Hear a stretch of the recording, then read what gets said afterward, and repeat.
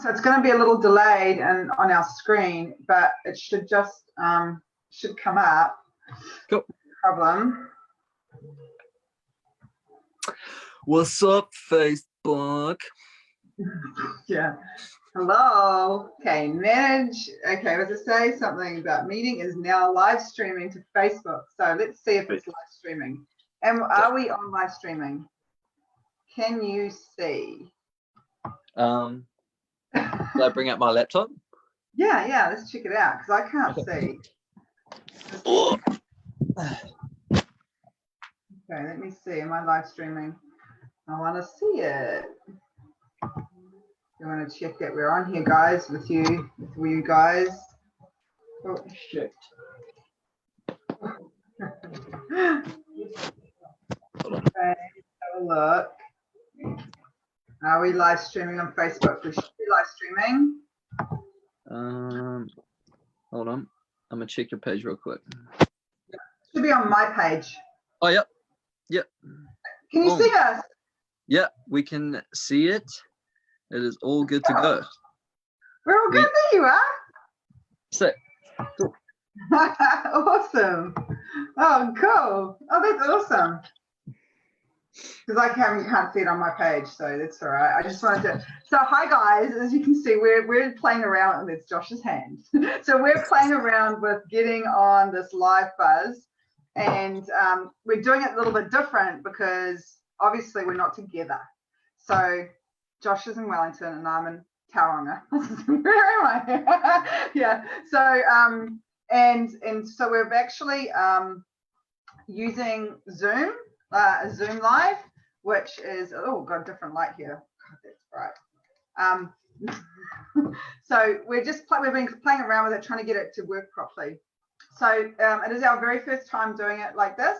Hey, so I want to, and because I can't actually see who's on either now, so I can't. Oh, true, yeah. So which just kind of feels a bit weird. Oh, now I can see you guys. Okay, so I'm going to like my own page. You can like it too, all right? So, so I just want to say welcome to you guys. So some of you are going to be joining us from all over the world. Yeah, some of you guys are going to be joining from the UK. Some of you are going to be joining from, hopefully from Turkey. Got people joining from New Zealand. And so some of you will be watching now, and some of you will be watching later. But I think tonight's going to be fun. I'm really excited because I haven't seen Josh for ages, really, and we always do good lives, so we've got good content to bring, right? Hell yeah, you best believe. Yeah. So, and it's also part of what we've like a little program we've got coming up. Probably we haven't got an actual date yet for its release. No. Technical issues, but that's okay. We're getting there. We're chugging along. We're going to get there. Yeah, and it's really, really cool. So together we've created a package and program called You Thrive. And what that does is it's going to give people really cool fitness and nutrition and all that stuff, right? And so it's an opportunity to like learn a little bit more about what this vessel of yours kind of does and how it works, and ways to take advantage of that, and how to improve. Like with regards to learning about exercise and nutrition. B's handling the nutrition sides of things. I'm handling the exercise side of things. So yeah, we're getting all our ducks in a row, but there's just a couple of ducks that are going on vacation at the moment. So we need to. Yeah. Right. So, but it's coming. It's coming. Yeah, and so it's going to be really cool. So it's a monthly subscription. You're going to get like one-on-ones with both of us. It's going to be really, really cool. And but so that's going to be coming out soon enough. So over the next, we're going to be doing lives together, so you guys get to know us, and you can see some of the stuff that you're going to get from us as well on the programs. But just so you can see where our passions are, because the programs are not just about fitness nutrition. It's going to be also about I love the way the vessel, because that's what this is, right? This is our vessel, right, for breathing, for life force, and I guess it's a little bit about what we're going to talk about tonight. Yeah. You got someone in the background as well. Yeah, my mum just came in. Hi, Mum. So so tonight we really wanted to talk a little bit about again, like, because there's been so much going on in the world around COVID-19 and how people are really starting to be affected by that. And actually, you know what, I was talking to my business mentor today, and she was saying that you're really going to start seeing the effects of that really between kind of June and September, or June and August, where people are going back to work. And so I think tonight is a really effective time to start talking about how to deal with some of that stresses and anxiety and things like that. Yeah, I don't think that I mean, my sister got offered to go back to work from her company, but I think that it's more of just like, if you feel safe, if you feel comfortable going back to work, if you feel like it'll be a better working environment, then you're more than welcome. And then there's just going to be, you know, regulations and precautions that they'll have to take, so then it doesn't spread, or that, you know, they know that it's not within the company or the workspace. But I think people are going to start to kind of go back to normal, so to speak. Maybe I didn't hear anything about like 2 months or anything, but when it does go down to level 2, I'm not sure what you've heard with regards to level 2 at the moment. I know that they're speaking about level 3 going on Monday next week, which is pretty cool. Yeah. You know, the thing is that for what I think we can tend to do is look so far in advance and really kind of miss what's going on in the moment right now with it as well, because you know, we've had nearly 4 weeks of like being in containers together, and the effect of that on ourselves and on our families, and you know, on our and everyone's like, oh, I'm going to go back to normal. Well, what is normal going to actually be like? It's not going to be what we used to have. Yeah, you won't be able to fall back into those grooves. Yeah, I mean, it's not. Is it going to be good? It's not going to be bad. It's going to be what we can perceive it, we make of it, and our perceptions around that. And I think that, like, for us as individuals, as human beings, now starting to create that new way of thinking, those new perceptions, is going to be really, really important. And obviously, dealing with our own health and our own stress and well-being is going to be a huge part of that. Yeah. I think this pandemic is I mean, aside from all the terrible things, you know, it's like, on the plus side, I mean, I think I'm a little bit optimistic maybe, but I think it's a really good opportunity for people to recognize maybe they didn't actually want to be in those grooves in the first place. Maybe their normal before this all happened wasn't actually what the normal that they wanted. So it's an opportunity to recognize that and make some steps forward and to get to a different place, and you know, create a different norm. And it's so true though, because like, you know, I've been thinking about this myself, and maybe some of you guys who are joining us tonight, and maybe Josh, I know you experienced this. We haven't talked about this, but exactly. But like for me, like I'm usually pretty. I'd like to say easygoing. I mean, I'm pretty easygoing. You're easygoing. I'm pretty easygoing. Yeah. Yeah, you can give but yourself I'm also that. like real, like, you know, like full on, you know. So yeah, guns blazing, 24/7. Guns blazing, yeah. Like, yeah. No, I like it though. I love the energy. I like it too.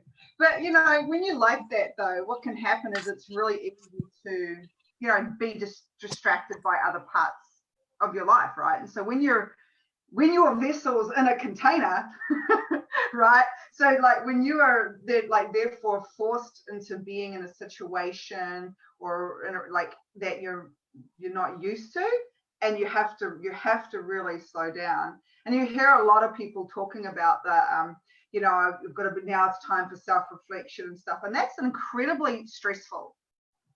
It can be very confronting, to say the least. Yeah.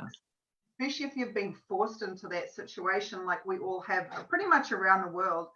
I mean, like, you know, like single people, like, you know, people who are single and they're like, they're in their house by themselves, or they've had to go back to their families, or, you know, like, what can I mean, that's you, right? Like when this happened, you went back to your family, I was right? lucky, man. I got out of Tauranga. Not saying that Tauranga is bad, but Tauranga is beautiful. The way that I said it sounded terrible, but like the last day that I was at work was the Tuesday, and that was when level 3 came, and that was at 3 p.m. And my car, I've got like this MX-5. I'm not sure if you guys know too much about cars, but it's like this little like old school kind of British looking convertible. It's like a 2-seater. And how tall are you? 6'3" or something? 6'2". Yeah, it doesn't look natural me being in it. But yeah, you can't, like, it's got a lunchbox for a boot. Like, there's no chance that you're going to fit anything in there, let alone your whole house, pretty much. So, but I have another car. So my other car has been in the workshop, and that literally just got fixed by the mechanics on the Wednesday, which was the next day. And then I think that they said that like everything's closed, like you can't get out of your region by 12 p.m. that night. So like I was just able to like sneak out of Tauranga on Wednesday, but otherwise I would have been home alone. Like for this whole time, I would still be up in Tauranga in my house, chilling out. I wouldn't be with my family or anything. So I'm super grateful for that. But yeah, man, that would have been, because for me, I'm quite, even though I'm quite introverted, I'm quite social as well. I like, you know, getting into deep conversations. That's just like something that I need. And if I was to be by myself, man, that would be something else. And so that's it, you know, like there are people in such different situations, by themselves, and then confronted by whatever's going on for them in their life, like loneliness, you know, separation. But then there's also people who are together, and then they're also confronted with all of that togetherness, and that can also they're not, it's not like one's better than the other or more negative, and they can bring up such a level of anxiety and pressure and stress and frustration. And if you're going through that process of kind of rediscovering or relearning about yourself or where you want to be, like it can be incredibly like frightening, I think, for a lot of people. Just a question here. My two favorite people. It's more of a statement than a question, but to you too. Yeah, so you know, and so that's what some of the things we're going to talk about tonight is really kind of one of the things that I get really excited about this, by the way, guys. So if I get like, you know, I've always got my notebook to keep me on track. What don't you get excited about? That's a good point. I don't know. Well, I mean, I'm not cleaning up your dog shit. Eh? Cleaning up dog shit. Oh, that doesn't. I mean, unless you're into that kind of thing. Yeah. Honestly, your dog is so cute. Oh my god. Oh my god. My sister just got a puppy. It's 12 weeks old. Aww. Honestly, I just want to squeeze it so bad. But anyway, sorry. Watching around your dog. Yeah, so well, that was a big side note. But carry on. Sorry. So some of the things that Josh is going to do, he's going to talk about breathing, meditation, kind of like how to, like, you know, a little bit more about how to do that stuff, because that's kind of you're quite good with that stuff. Yeah, I mean, like I do meditation. Yeah, I practice it. I mean, I'm definitely not like an expert like at all on it, but I find that, like, for me, I have a lot of anxiety when it comes to like social gatherings. That's the main reason why I went into PTing, to try kind of learn that skill set. But I found that like meditation for me has always been like something that I've always kind of gone back to, and that's really helped with you know, those kinds of struggles. Yeah. So whether you're in a social setting and that's anxiety provoking, or whether being in an environment where we have been confronted and, you know, compressed like in a very short space of time, which can bring up all sorts of anxieties for people, as well as the anxiety of like going out. Like a friend of mine today, she's like, I'm actually really scared of going out, like to the supermarket, you know? Oh, no way. Yeah, people are not social distancing. Like, yeah, well, it's hard to social distance when you're walking past the meat section, you know, like. And so there is an actual real fear and anxiety around stuff that we can't see. And so I'm going to talk a little bit about that. I'm going to talk a little bit about how to sort of train our brain and what happens, just a little bit about what happens when we're under stress in our brain cortex, and a little bit about how to, you know, use, when I sort of talk about training our brain, like using the 4 primary neurotransmitters to kind of develop some what are the 4 primary neurotransmitters? The 4 primary are dopamine, endorphin, oxytocin, and serotonin. Cool. Cool. They're the 4 most studied ones. There Yeah, are, I'm familiar a little bit with dopamine and serotonin. Run me through. What was the other which ones? one, like, get to that section, shall I? Yeah, sure.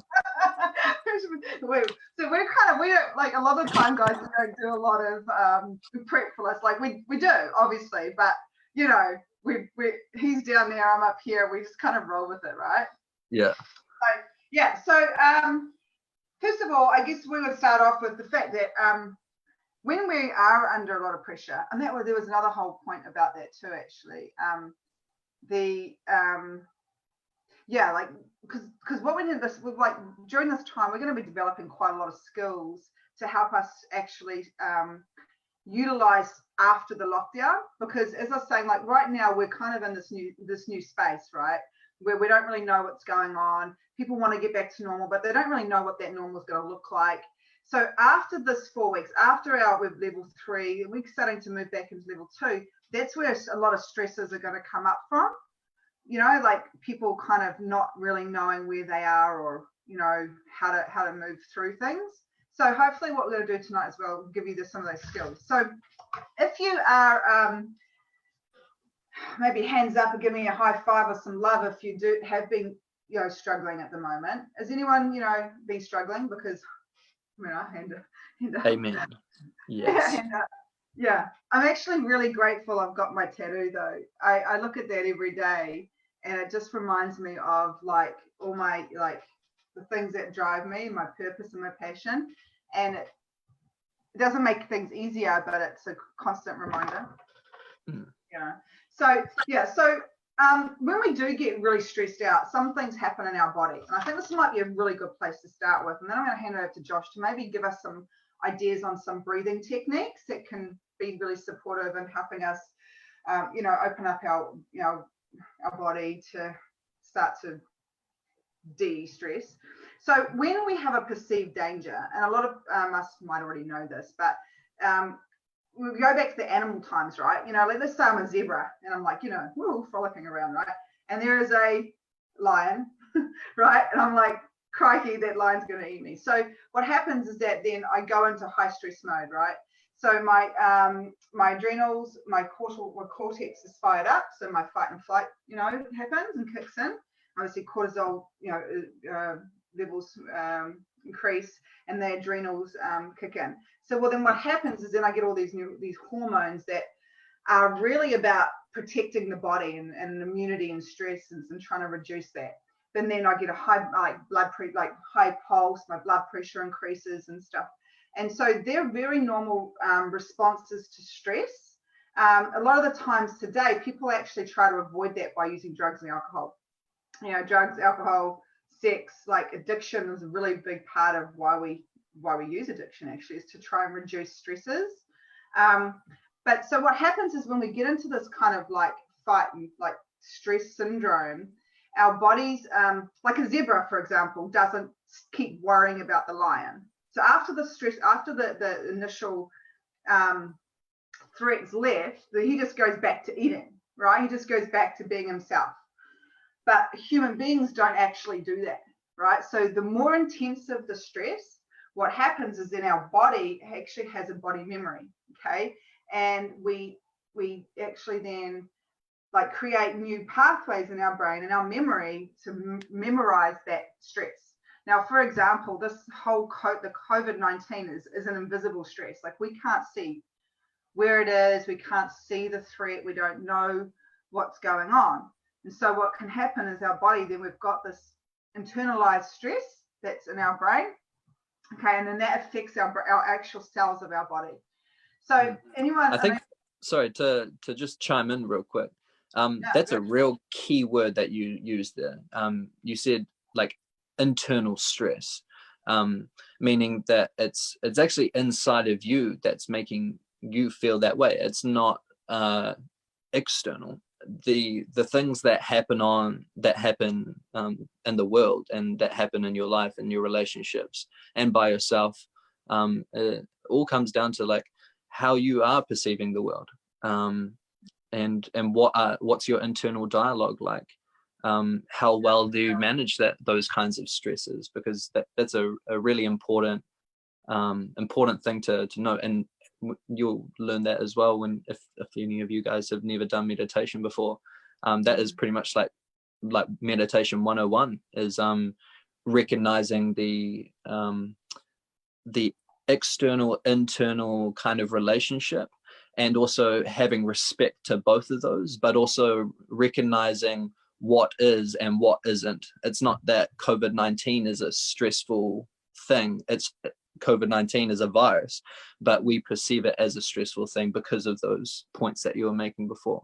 I love that. So meditation 101, say it again, is the ability, or is the...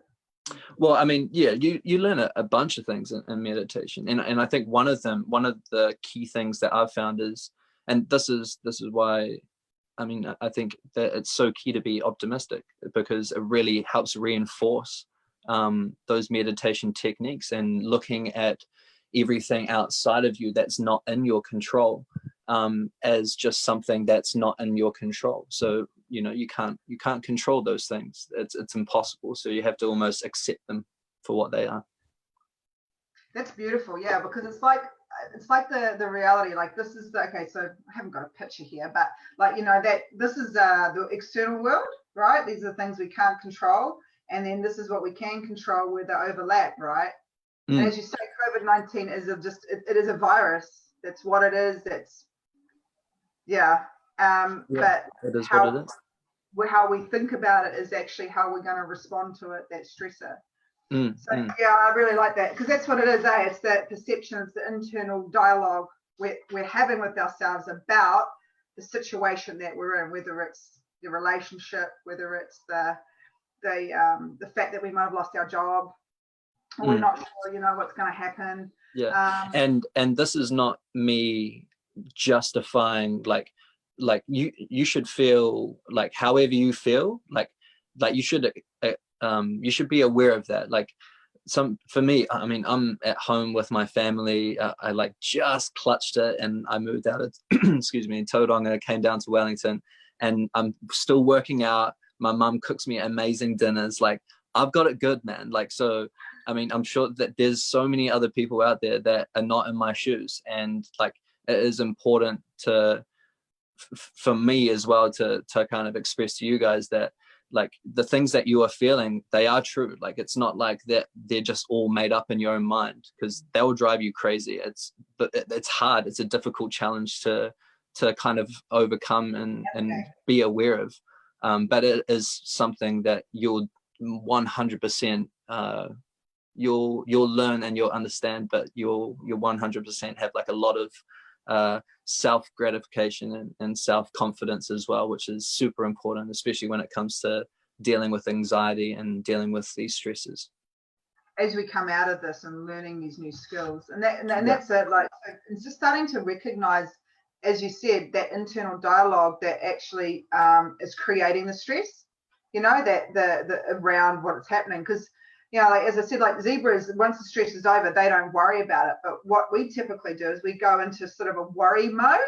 And what that does is that then reinforces the fear or the stress memory. And that then actually breaks down our cells as well. It increases stress hormones in our cells, which makes us sicker. But what it then does do is it leads to ongoing anxiety in general, and stresses in general. So it can, if chronic and left unchecked, like what you're saying, we're talking about, starting to implement maybe some of the meditation ideas that you've been talking about, that we'll talk about in a minute. But with left unchecked, is that it could actually lead to a generalized anxiety disorder or something like that, which is actually a real problem, because if you do start responding to the world in that manner, things are certainly not going to improve in life. And so when we are in a heightened stress or constant worry mode, and we react from our memory rather than from what's actually happening. So if anyone here has ever been through trauma, I have, and I'd say the majority of people probably watching or joining us will have been through some type of trauma, generally relational, but in this circumstance, and then you go back into relationship, you can get triggered very quickly. And if you're not like what you said, like what you're saying, like identifying or have spent time reflect, finding what those thoughts are, we can react rather than respond. So that you mean respond rather than react? But yeah, you're completely right. React. So reacting like from an unconscious position rather than responding from a conscious position. Okay. Yeah. So like if you're in reactive mode, someone says, "Oh, you know what you're talking about," and I'm like, my whole life, everyone's told me I don't know what I'm talking about, and I'm just useless, and I feel bad, and I'm like, and I'm just gonna like that's all going on in my head, and I'm like, and when I react from an unconscious mode, from a stress, from a memory, rather than go, okay, hang on, maybe this person's just actually unsure themselves. Definitely, yeah, I follow you now. Yeah. So that can happen, right? Mm-hmm. Yeah. Taking that time to recalibrate and like have a calculated perspective on what's going on. And I mean, that kind of comes down to like your breath as well. Like that's a big part of what you learn in breathing meditations is like taking like steps back and kind of paying attention to the things that we don't pay attention to, which like your breath, you take like what 30 breaths a minute or something like that. I don't know what the numbers are, but you take a ridiculous amount of breaths in your whole day, like probably like 1,000 or some shit. And like how many of those do you actually remember, or how many of those did you have intention behind, or how many of those did you use with the intention to benefit yourself? Like those are all things that I think really play a big role in understanding like how to actually benefit your state of mind and the way that you are perceiving, and making sure that you are responding rather than reacting. That's a really beautiful way to think of it. How many breaths are you consciously taking? So okay, how did you say that? How many breaths are you consciously taking? Yeah, like having, so like, I mean, your breath, like as we're speaking right now, like as I'm pausing in my sentence and as I am naturally kind of flowing with the conversation, and as I speak, I'm not aware of the automatic system and the automatic underlying motions that my body undergoes while I conversate with you. So, but when you're paying attention to those things that we don't pay attention so much to, it really does kind of, it expands you, but it also really constricts you at the same time. It broadens your perspective, but also like very like refines it at the same time. So how do you start, just so people get some idea of like maybe if they've never done any kind of beginning to take stock of breathing and how to breathe, to to start to open up airways, to help the blood to absorb oxygen, to help them slow down. They're starting to get anxious. How do you start that process for you, and what do you do? Like what sort of like how many breathes in, how many breathes out? How do you do that? Well, I think I mean there's probably so many different ways that you could go about meditation. It's not funny. Like I know that there's like the Wim Hof method. There's so many different breathing techniques that you can kind of touch base on. I've tried Kundalini yoga. I've tried like the Wim Hof method. I mean, the main one that I practice is just being attentive to my breath. And when I'm saying, like, it sounds so simple, and that's literally all I'm trying to do, is I'm trying to just pay attention to the one thing that is happening that I'm not really paying attention to if like in any other situation, if that makes sense, Yeah. But and that's it's always happening. What's that? Go into like a quiet space, or do you like just find 5 or 10 minutes, or like is it a whole hour? How do you sort of set up your space, your place to kind of start getting into concentrating on that? Well, I do like a couple of different ways. Like I'm not sure what the terminology is, but I know that there was one guy that I used to listen to, and he said going from your parasympathetic nervous system to your sympathetic nervous system and learning how to like master the transition in between those systems. I'm not sure if I'm wording this right, but basically what I do is I work out, I like push myself as hard as I can, and then I sit down and then I try like put my attention back into my breath, and I try calm, like as you work out, your heart rate starts to pump, you start to sweat, your breathing starts to increase, and you start to have those like natural kind of motions, those natural reactions to the physical demand that you're putting it through. And then what you're doing when you're sitting down and breathing and you're trying to calm all those emotions again, because when you're exercising, that's like a form of fight, like you're training that fight hormone kind of thing. And then when you're breathing and you're trying to relax, you're kind of almost taking control and taking charge of those hormones in your fight or flight. You're trying to as you can see, I've never spoken about this before, but it's kind of making sense. Like now that I'm saying it, like, yeah, when I exercise, I just breathe afterwards. Like I do like a little 5-10 minute meditation session. And that's me literally just crossing my legs, putting my hands on my laps, and then closing my eyes, and then just, concentrating. That's it. So it doesn't have to get complicated. It doesn't have to be like you have to do this particular breathing method and you'll feel this way. Buy my fucking ebook for $4.99. Like it doesn't have to be that way. Just play with the tools that you have.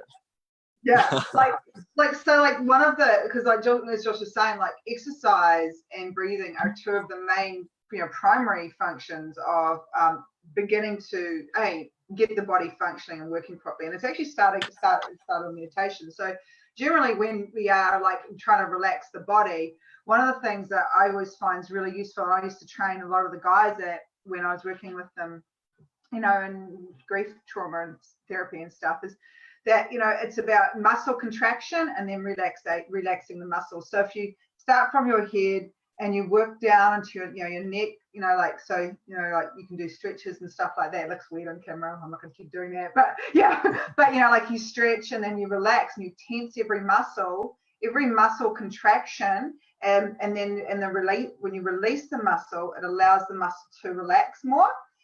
And then as we're doing that, and you do that all the way down, so you can do that sitting or you can do that lying down. It comes down to you do that sitting, right? I don't know if you do muscle contraction work, but no, I've never actually done that that kind of method. See, this is exactly what I mean. There's so many different ways that you can go about it. I think like I've tried like a couple. I mean, the main one that I come to is just focusing on the breath.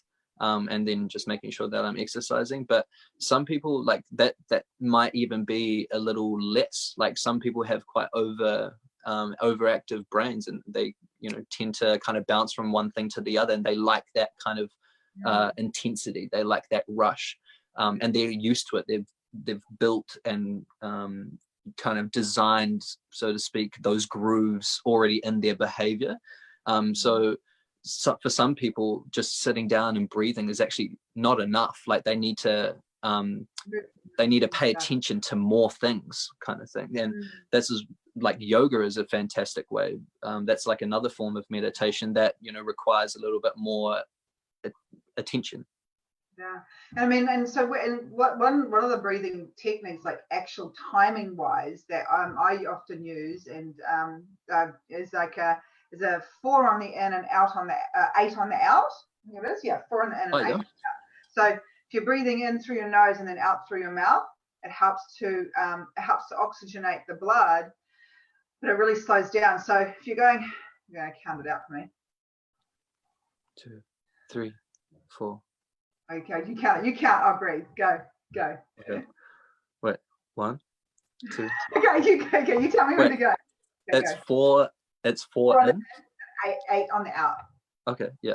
All right. 3, 2, 1, and 1, 2, 3, 4, 4, 3, 2, 1, -1, -2, -3, -4. That was a weird way to count backwards from 8.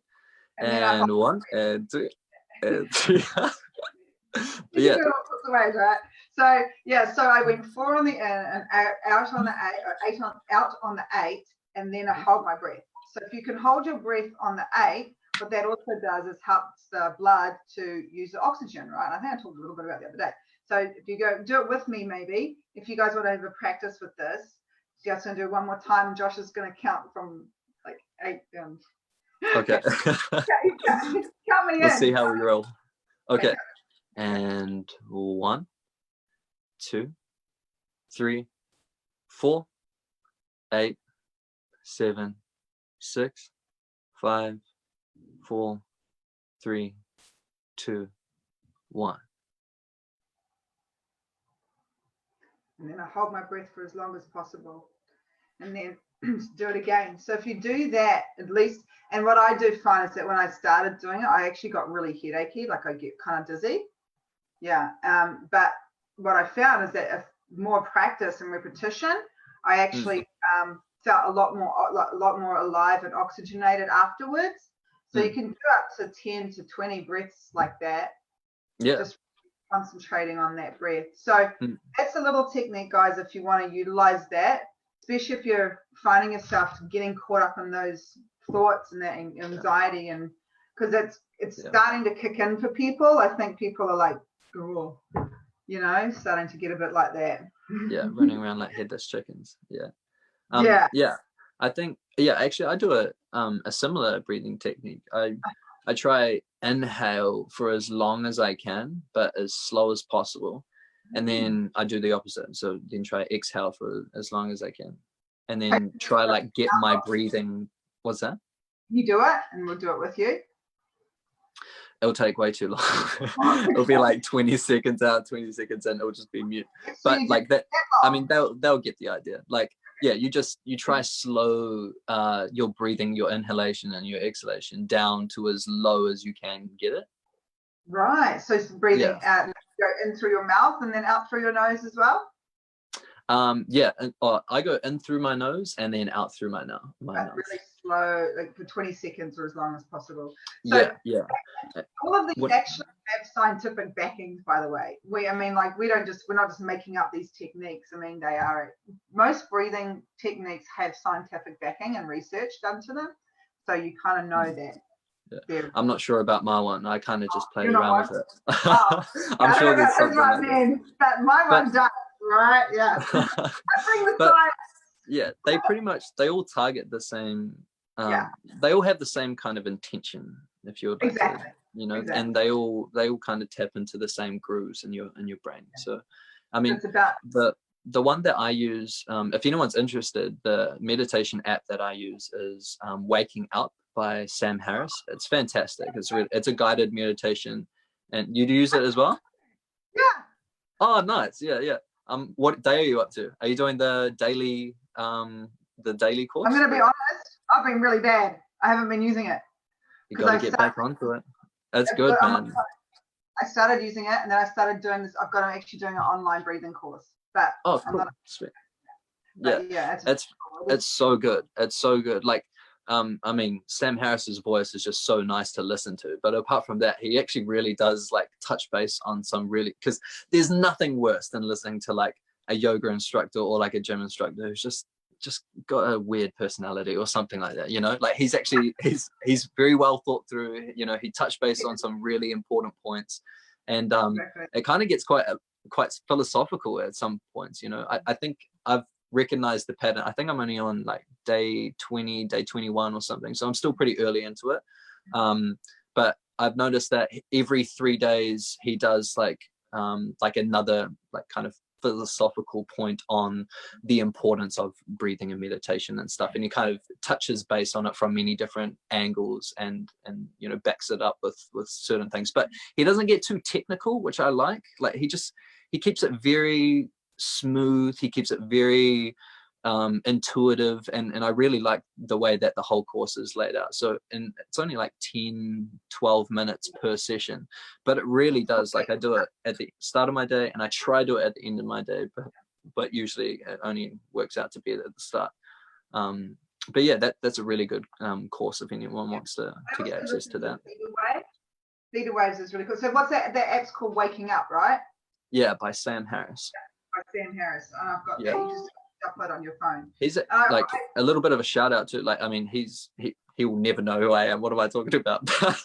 but he's got really good content. He's got fantastic content. He's got a couple of podcasts on with Joe Rogan, and there's another guy who used to be a TV news reporter, but I can't remember his name.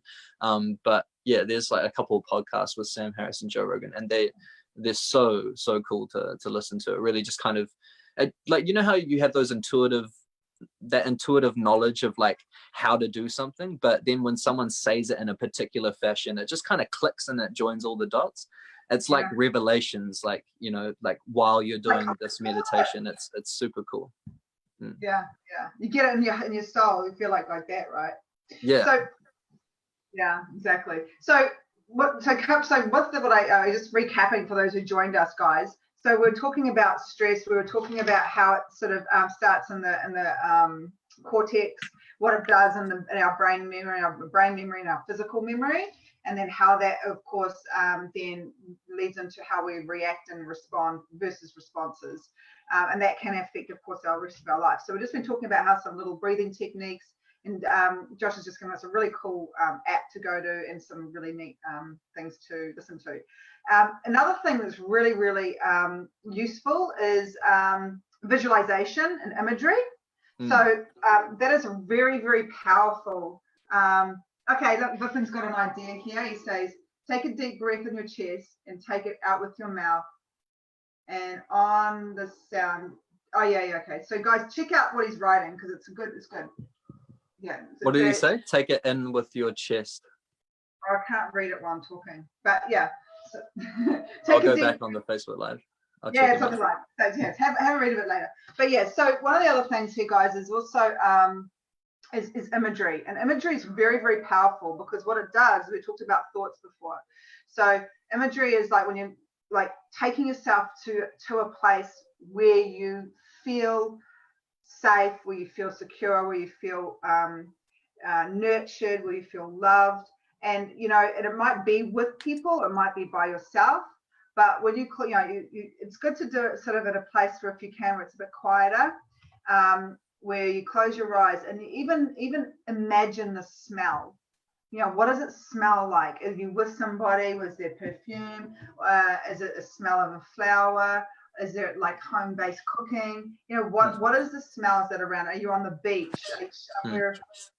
Like if you're like right now, I can actually smell the sea. Like I can see myself on a beautiful beach. It's like kind of grainy white sand. I can see the crystal blue water, and I can smell the salt water. Like I can literally experience that right now while I'm sitting here with you, you know, and that really makes me feel really good. Like I can see what I'm wearing, you know, like, you know, and like it's a great feeling. And so when you use imagery, it can really take you to a place of peace, you know, and it can really help de-stress. So imagery is really, really cool. So maybe it's something you guys could practice tonight as well, is finding a way to, you know, before you go to bed, is, you know, like go somewhere that's kind of a beautiful place for you. So what you want to do is, what does it feel like? What does it smell like? What are all the different smells you can experience and you've got around you? Is it coconut body rub? I love that coconut rub, you know, and you go and you're like, and then you smell like coconuts and you're just like, oh. Do you know that one? Oh, fuck yeah. I know that one. I lather myself in coconut oil every goddamn night. You best believe exactly, it. right? So, I completely agree though. Yeah, like visualizing like a memory, like a significant experience or something that really, you know, and if you're able to like, might be something just like that. So how do you do your visualization? Because I know that you do this quite a lot. So what would be like your process? How do you start it out, and like what's the intention behind it and stuff? Well, I guess first of all, I know for me that like the beach is one of my like special places. I'm really drawn to water. So I'm, in fact, I was told, you know, by someone that I might die by water. I'm like, okay. Damn, So, son. yeah, it loves me that much. So no, I'm really drawn to water. I've always been. I just love lying in water. I love the feel of it on my body. I love, being in the sand, and so for me, just like when I need to peace and quiet, it's either the beach or it's like somewhere really green, like in a forest. But sometimes I get a bit cold in the forest, so Right. I liked the heat of my body. So Right. I like to be on the beach, right? So this can see how vivid my imagination and my feeling about it. So like rubbing my toes in the sand and the feeling of that on my skin, and the smell of the coconut oil, and like what it looks like as I walk into the water, and the feel on my body. Like it just feels so good, and like it can take me away from pretty much whatever is going on. That's cool. And do you do this like for like a time frame, or do you just like fuck it, I'm just gonna go in and just when I want to leave, I'm just gonna leave? And yeah. I mean, when I was a kid, people used to say, "Oh, you're a dreamer," but I probably was. Which is a good thing, right? So I'm an entrepreneur, but it also became like a part of me that was just somewhere to go to, and that's something now that can be really helpful for other people as well. So creating that place, it might not be your beach scene, it might be somewhere else. And to be honest, like there's not a lot of people there with me. Like it's not like a party scene. I think there might be one other person, but like it's pretty like chilled out, because I'm around a lot of people a lot. And so for me, going there is kind of like time out away from people too. So it's a good way to be with people, but to be by myself. Yeah. So imagery cool. is really important. Yeah. So smell, touch, texture, taste. Like you can almost taste it. You know what I mean? Like you can taste the salt on your tongue. You know what I mean? Yeah. Like you know what I'm saying? Yeah, I know what you're saying. Yeah. That's how good you can get at imagery. Yeah. Or the pina colada or whatever it is you're drinking. All right, so that is a really, really good way. He's disappeared off the screen. I don't know where you've gone. But so breathing, finding some sort of way to meditate, muscle contracting and relaxing, and imagery is really, really important. Some of the really great ways to start dealing with some of those stresses that are coming up. Now, I don't know where Josh has disappeared to, but anyway, while he comes back, must have been the salt. Okay, so we're going to talk a little bit about training your brain. And I think training your brain is super, super important. So what is the time? I think we've got time.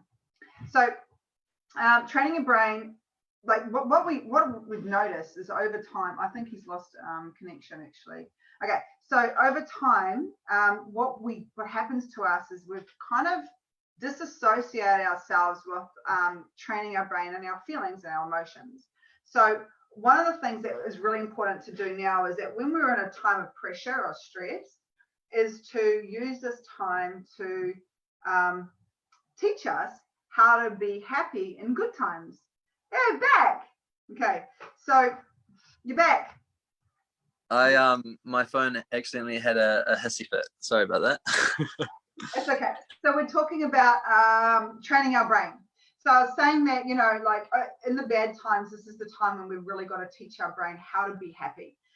And there are, really the way of doing this is working out how to choose our own emotions and our own moods. Now, there are some schools of thought around emotion, and emotion being that it's more of a stored feeling rather than a current experience to a situation. Hey, Penny, how are you?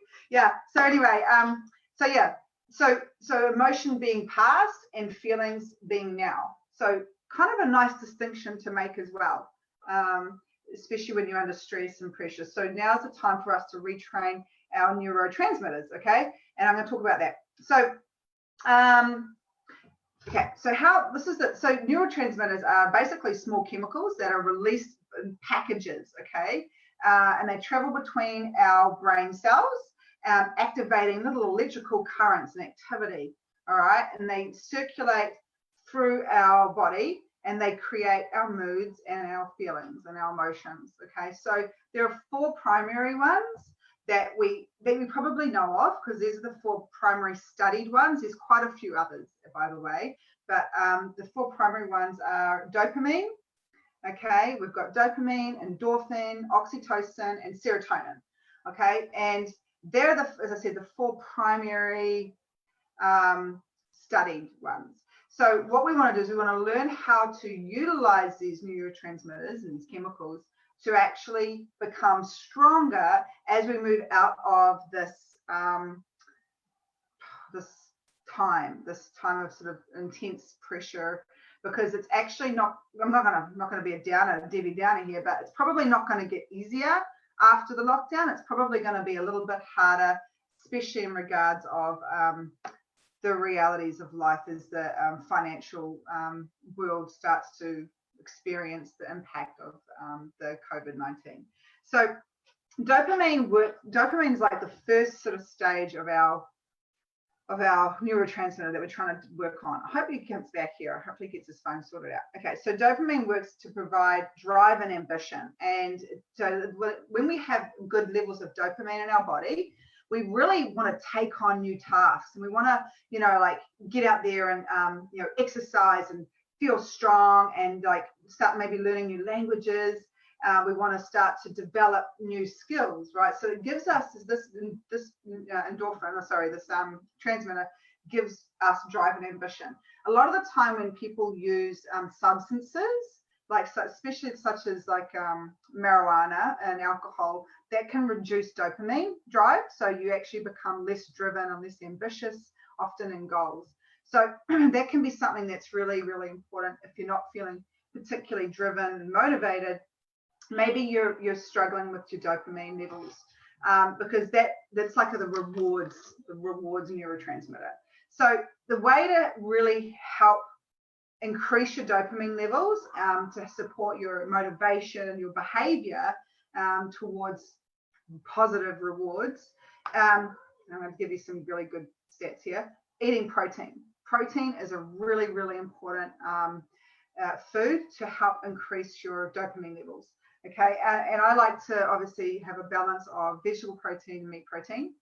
Eating less saturated fats. So if you've been locked up and you're just chomping away on the fat, now is probably a good time to cut that down, all right? Consuming probiotics. They also help dopamine levels. Now, I don't know, I haven't seen this, but I read this part. Eating velvet beans. So if you know what velvet beans are, put up a photo of them or go and find out. But apparently they're very, very good for helping dopamine levels. Exercise. And actually Josh talked about that before. Hopefully he's going to jump back on here. So exercise is really, really cool for increasing dopamine levels. And then when we talked before about how to use and practice your breathing, it's also good to then learn how to control that those endorphins and stuff that you're going to get. Okay, so those the stress that's created through exercise.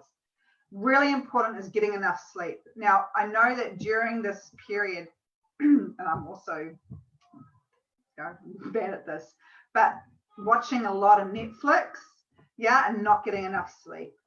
So everyone's like, I'm on a constant holiday, I'm just going to stay up late, right? So we tend to stay up a lot later and then go to bed later and then get up later. But what happens is we're not getting quality sleep. So we're not getting enough sleep, and that affects dopamine levels in our body, which affects our drive, our motivation, and our reward center. And if that happens consistently, it also puts us at a higher risk to increase stress. All right. Listening to really good music. If you guys watch me on my Fit Camp, I've got a really good music list. Some of that Josh gave me too, by the way, so I thank him. But meditation also helps with dopamine levels. So some of that stuff that we talked about before around the breathing, around getting into a meditative state, that's really, really important for these neurotransmitters. Okay, getting sunlight and vitamins. So obviously, as you guys know, I'm a Herbalife nutrition coach, and so for me, this is really important because my initial study and interest into Herbalife nutrition was through mood disorder and how to use nutrition to support that, right? And so Dopamine being a major driver of motivation and reward center. Things like iron, niacin, folate, B6, all of that stuff is really supports dopamine creation in our body, or dopamine levels. And that's in our shakes, it's in our multi. And, you know, when you combine them together, it's really, really beautiful, and it's powerful, and it gives you great levels of nutrients. So you always wonder why Herbie's jumping off the, you know, woohoo, we got good dopamine levels, we're well motivated. Yeah, so that's your first neurotransmitter or hormone. Okay, then we're going into endorphins. So our endorphins provide pain relief. They give us endurance to continue. You know, like when you get that second win, you know, and you're like, I can just keep going. That's endorphin, right? Obviously, we have that when we're having babies. We do that through exercise. You're creating those good hormones, and that neurotransmitter then sends those chemicals through the body into the cells. Okay, so that is really, really important to maintain our, I guess, our gas in a way, you know, to keep us going. So activities to increase your endorphins, again, exercise. So again, you know, if you're not sure and you want to talk to us about that, you know, either Josh or me up. Eating chili peppers, okay? If you guys didn't know that, eating chili peppers, I did not know that. Chili peppers, and I'm going to say this, but eating chocolate apparently does help with endorphins. Now, that does not give license to go out and buy a big Cadbury Dairy Milk chocolate. No, it does not. But having a couple of pieces of, you know, chocolate, maybe with a chili, is actually really good. And even like if you had one of our Formula One hot chocolates with a little bit of chili powder in it, you're getting all your niacin, your folate, your B6s, yeah, and obviously, so you're helping dopamine levels and you're helping your endorphins because you're putting the chili into, and you're getting all the good stuff. This is one of my favorites, clearly, drinking wine. So apparently drinking wine doesn't help increase endorphins. And that doesn't mean drink the whole bottle, okay? That's like, you know, being wise, but, you know, having a little glass, apparently. Having sex, I think everyone can agree, that definitely increases endorphins. Okay, getting a massage, you know, meditating again is actually on this list, and so is laughing. So, you know, I like to do it. All of those things. All right. So increasing your endorphins, you know, getting your dopamine levels working, feeding through into your endorphins. Third, here is our oxytocin. Okay, it's probably one that a lot of people talk about, but oxytocin's really happens a lot with. It's also known as the cuddle. What is it called? The cuddle hormone, or the snuggle hormone. Yeah.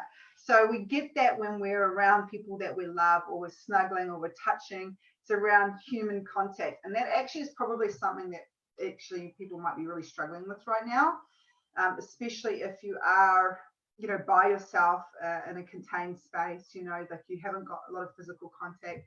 That is something I struggle with. Like, I'm a very contacting person. Like, I love being around people, you know, like all my friends, like they'll be like, oh, I miss you, and I just want to hug them, and I'm a hugger, right?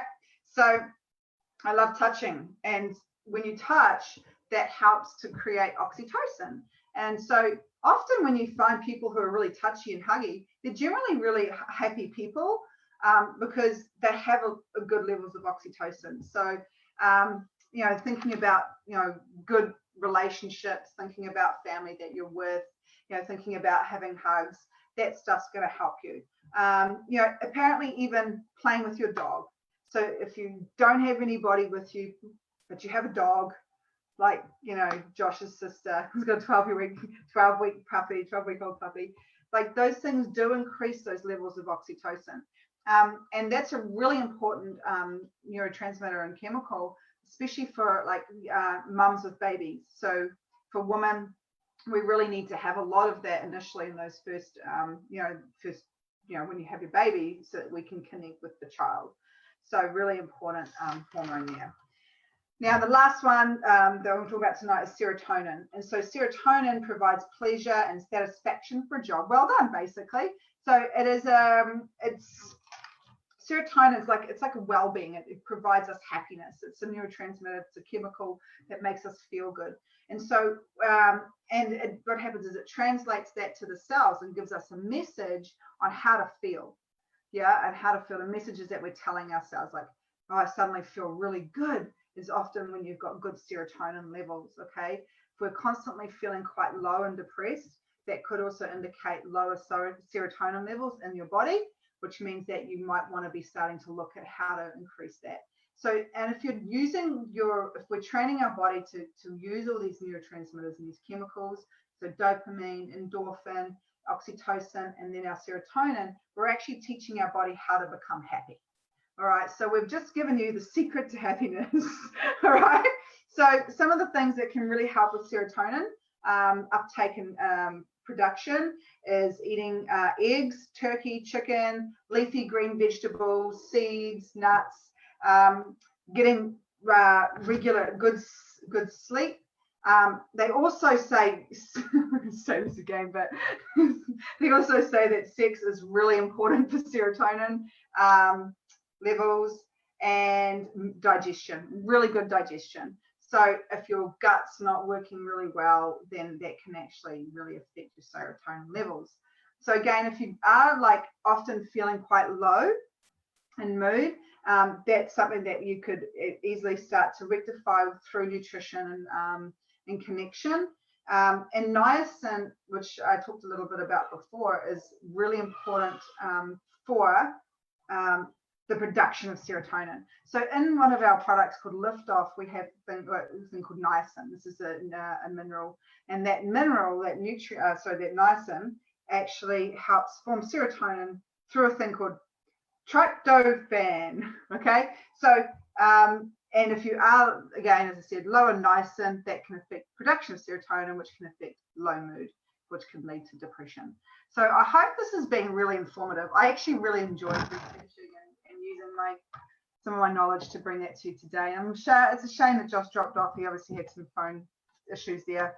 But we've really gone through some good stuff that I think is going to help you guys move from, this really compressed environment now, and hopefully some skills that will help us deal with the next upcoming few months, where it is going to probably be a lot more difficult as we go back into normal life, whatever that looks like. Especially when we've started, some people are, we've started to go through transformations and looking at what our life is going to look like, and, where we want to be. And we've started to, go in and reflect. That can bring up a lot of stress and trauma. So using this time to develop those skills, to strengthen ourselves and become stronger for it as we move into the happy times. I hope this has brought value, and I'm really looking forward to going through and reading your comments and hearing from you guys. And I just want to say thanks, Josh, for being on, because it's awesome having you tonight. And as I said, we are putting out a new program, You Thrive. It's going to come out. As I said, I don't have a date for it yet, but we're going to be doing lots of things like breathing and meditation and obviously nutrition, meal plans, and there's going to be fitness programs in there as well. And it's, you'll see more of that as it comes up. But we're going to talk about a little bit more next week. Hopefully you'll hear from us again next week. And I just want to say thank you so much for all of you joining today. And I hope it's been enjoyable and you've got some good value from tonight. All right, take care and lots of love. Bye.